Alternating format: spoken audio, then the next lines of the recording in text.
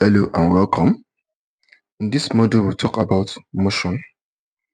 At the end of the module, you should be able to define motion, you should be able to talk about some terms used in describing motion, and you should be able to list and describe the different types of motion. So let's get into it. In physics, motion simply means a change in position of an object with reference to time. Let's say, for example, you are standing at a point right now, right?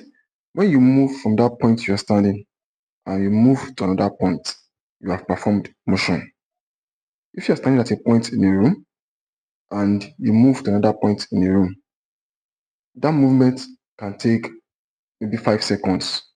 Okay, so anytime you move from one point to another point, there's always going to be time involved. For example, if you move from one point in a room to another point in a room, your position has changed, and that change in your position may take 5 seconds. But if you move from one state to another state, your position has also changed, but in that case, the time can take hours. It can take 2 hours, it can take 3 hours. So when we talk about motion, two things are always involved: a change in position and time. So motion is defined as change in position of an object with reference to time. When we describe motion of an object, there are some terms that are commonly used. First of them is distance. Distance is the amount of space covered by an object. That is, when you move from one point to another point, the amount of space you covered in performing that motion or in performing that movement is what is known as distance. If you move from one point in a room to another point in a room, the amount of space you cover can be about 5 meters or 8 meters or 10 meters, depending on how large that room is, right? So distance is the amount of space covered when you perform motion. Displacement, on the other hand, is the distance moved in a specific direction, right? Displacement is the distance moved in a specific direction. It means that displacement is a vector quantity, right? It's like saying that when you move 10 meters to the right, okay? So by saying that you move 10 meters to the right, it means that you have specified that the movement or the distance covered is 10 meters and you have specified the direction. So displacement is distance moved in a specific direction. It's a vector quantity. Another term commonly used in describing motion is speed. Speed is the distance covered per unit time. Speed tells us how fast an object is moving. If you move from one point in a room and you trek to another point in the same room, you have moved. And if you decide to move from one location and run to another location, you have also moved. But walking or trekking is different from running. And the difference between trekking and running is simply the speed, right? When you are running, you are moving at a higher speed than when you are trekking. So speed is just how fast you are moving. It is the distance moved per unit time. Displacement, on the other hand, is the displacement covered per unit time. It's similar to speed, right? But it uses the word displacement and not distance. Velocity is the displacement covered per unit time.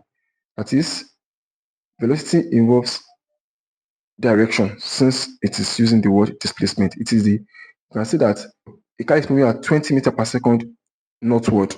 All right, so you are specifying that it is moving at 20 meters per second, then northward is telling us that it is moving in the northern direction. So that is velocity. Speed that involves direction. That is what velocity is.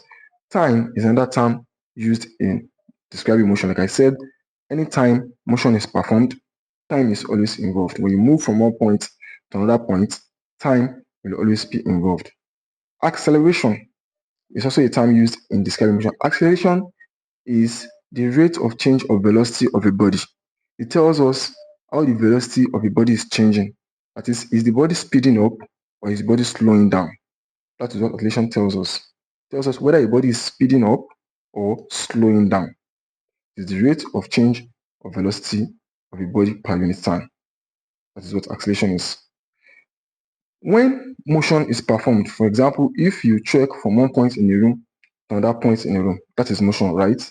If you sweep the floor, right, the dust particles will be moving in that particular room. That dust particle moving is also motion. And if you look at the way the blade of a fan rolls or rotates, they are also moving. That is also motion. But you already understand, but you can see that the way you trek from one point in a room to another point in a room is different from the way dust particles move in air. And that is also different from the way the blades of a fan move. That tells us that there are different types of motion. The different types of motions are random motion, translational motion, rotational motion, oscillatory motion, and relative motion. Random motion is when the body moves in an irregular or haphazard manner with no specific direction. Right? When they say the motion of the body is random, it means the motion is irregular and there is no specific direction. It's just like saying that the body changes direction continuously as it's moving. It first tries to move to the right, then it moves to the left, then it moves forward, then to the right, left, like that. The direction of the body is continuously changing, so you cannot say there's a specific direction to the motion of the body. The body is moving in an irregular manner with no specific direction. Random motion is also known as Brownian motion, and examples of random motion are motion of gas molecules. Yes, gas molecules move in a random manner. Motion of dust particles in air, just like I said, when you sweep a floor, the dust particles move randomly. They just move in all directions. You can't even say it's going to the right or to the left. They move in all directions.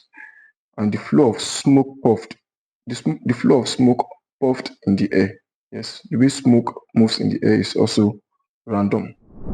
Another type of motion is translational motion, which is when a body moves from one point to another through a path with direction. Okay, so in translational motion, the body is moving from one point to another point through a path and its direction. So translational motion is divided into two, which is rectilinear motion, and that is when the body moves in a straight path. Remember, we said that translational motion involves moving through a path with direction. So if that path is a straight path, that motion will be called rectilinear motion. While if the path is a curved path, then it will be called curvilinear motion. You can see translational motion is subdivided into two. Rectilinear motion, which is when the motion of the body is along a straight path, and curvilinear motion, when the motion of the body is along a curved path. Examples of translational motion are motion of a car on a road. Yes, when a car is moving on a road, the car moves from one point and travels straight to another point, right? So that is translation. Another example of translational motion is motion of a football and motion of a train. The next type of motion we'll be discussing is rotational motion, which is when a body moves along a circular path about a fixed axis. When a body moves along a circular path about a fixed axis, that is what rotational motion is. Rotational motion is also called circular motion. So rotational motion involves moving along a circular path. It can also be seen as rotation of a body. Examples of rotational motion is motion of the earth around the sun, right? When the way the earth moves around the sun is it moves around the sun in circular paths, and there's an axis for the earth to move. Another example is motion of the wheels of a moving car. Yes, when a car is moving, the wheels rotate on the floor. And motion of fan blades. The blades of a fan also rotate as the fan rolls, right? I think at this point it's important for me to distinguish between the motion of a car and the motion of the wheels of a car, right? When a car is moving, the car moves from one point to another point by translating. It can't move straight from one point to another point. So the motion of the car is translational motion. But the wheels of the car roll on the floor as the car is moving. So the wheels of the car is rotating.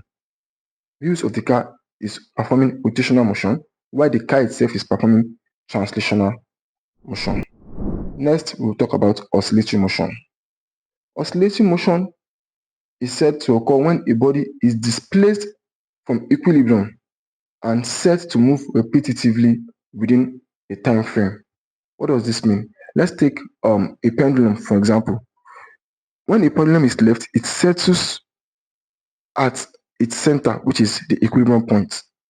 So when you now displace it, either you displace it to the right or you displace it to the left, and you leave the pendulum. What happens is that if you displace it to the right, it will move backwards towards its equilibrium point pass that equilibrium point and go to the left, then it will return back to the equilibrium point, pass it and go to the right, then it will return back to the equilibrium point, pass it and move to the left. So it will continue moving in the left, right direction like that, repetitively around its equilibrium point. That is what oscillatory motion is. It occurs when you displace a body from an equilibrium point and then the body moves repetitively within a time frame. It is periodic in nature. Like I said, periodic in nature means it is repetitive, right? It goes left, right. And another name for oscillatory motion is vibration motion. Examples of oscillatory motion are motions of the balanced wrist of a wristwatch, motion of a simple pendulum, as I've just explained, and motion of a loaded test tube inside water. Yes, when you put a test tube in water, maybe you fill the test tube with salt or sand. When you place it in water, it's going to move down, then to go up, down, up like that in a repetitive manner. Causes of motion. So what causes motion? Simply put, the cause of motion is force. The body changes its position due to an external agent called force. That is, the motion will not occur except there's a force that causes it to occur. And such an agent, that is such force, could either be a pull or a push. Simply put, force causes motion. What are now the types of force? First type of force is a contact force. A contact force is a force that is required to touch the body, to influence the body. A contact force is a force that is in contact with the body it acts upon. For example, if you push an object, for you to be able to push that object, your hand must be in contact with that object. Or if you are to pull an object, for you to be able to pull the object, your hand must be in contact with it. So examples of contact force are friction, tension, push, pull, and so on. The second type of force is force field or non-contact force. Force field is a force that is not in contact with the body it is acting upon. It is not required to be in contact with the body to be able to influence the body. An example of this is gravity and magnetism. For example, if you want to move a metal bar, right, you can hold the metal bar and move it. So that is, your hand is moving it. That's a contact force. Or you can bring a magnet close to the metal bar. The magnet does not have to touch it. By being close to it, it can still move the metal bar. So that is a force field or non-contact force. In describing motion, there are some equations we can apply. And these equations are known as the equations of motion. If a body moves initially with a speed u, which is the initial velocity, and accelerates at rate a to a final velocity v, that is, if the body is moving at an initial speed, then it accelerates, that is, speeds up to a final speed. In that motion, it will cover some distance, which will represent as s, and the whole motion will take some time t. The equations shown here describe the motion of such a body. Number one, the final velocity v is equal to the sum of the initial velocity u and the product of the acceleration a and time t. That is, v is equal to u plus at.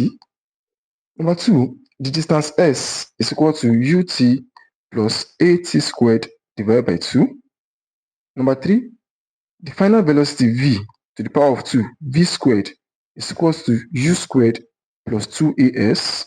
And number four, s, which is the distance, is equal to u plus v times t divided by 2. This number 4 is actually the same thing as saying that distance is equal to average velocity times time. U plus v over 2 is the average velocity.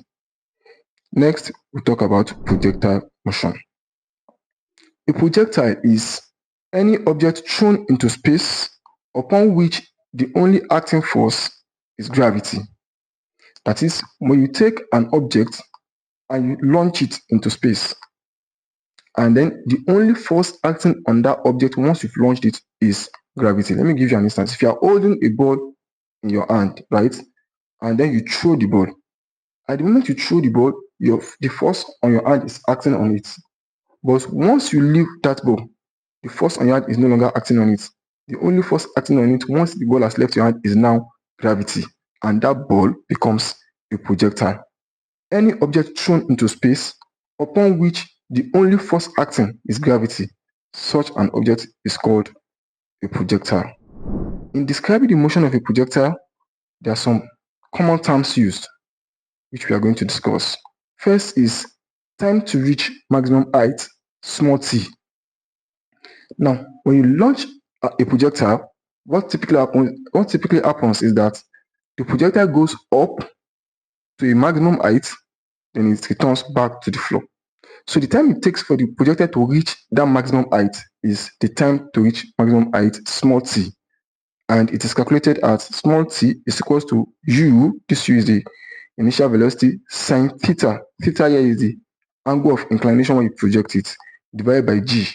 G is the acceleration due to gravity, which is 9.8 meter per second squared or 10 meter per second squared.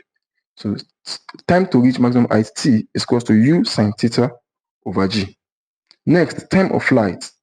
Time of flight is the time taken for a projectile to complete its full projectile motion. That is, the time taken to go up to the maximum height and return back to the plane from which it was projected. It is calculated as big T, which is time of flight, is equals to 2u sine theta over g. That is, this time of flight T is equals to 2 times the times taken to reach the maximum height.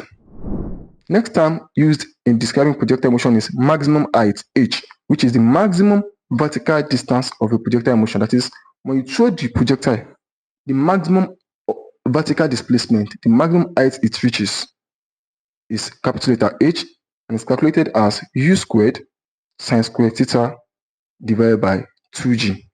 And the final term used in describing a projectile is range. Range is the total horizontal distance of a projectile. Note that maximum height is the highest vertical distance, but range is what? Total horizontal distance.